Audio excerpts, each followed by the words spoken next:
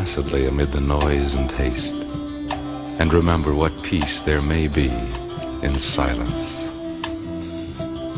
As far as possible without surrender, be on good terms with all persons. Speak your truth quietly and clearly, and listen to others, even the dull and ignorant.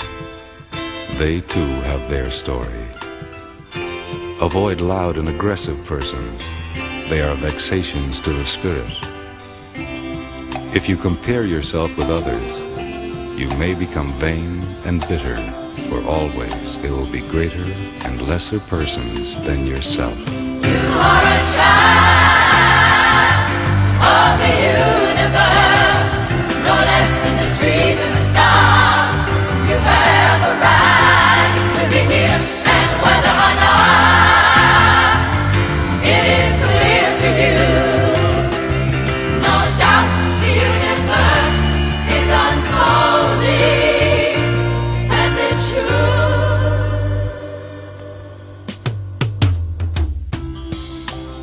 Enjoy your achievements as well as your plans. Keep interested in your own career. However humble, it is a real possession in the changing fortunes of time. Exercise caution in your business affairs, for the world is full of trickery.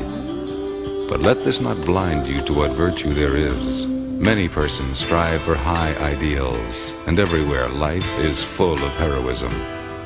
Be yourself. Especially do not feign affection. Neither be cynical about love, for in the face of all aridity and disenchantment, it is as perennial as the grass. Take kindly the counsel of the years, gracefully surrendering the things of youth. Nurture strength of spirit to shield you in sudden misfortune, but do not distress yourself with imaginings. Many fears are born of fatigue and loneliness, beyond a wholesome discipline.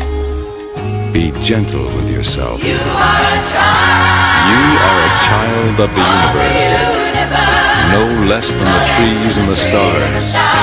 You have a right to be here.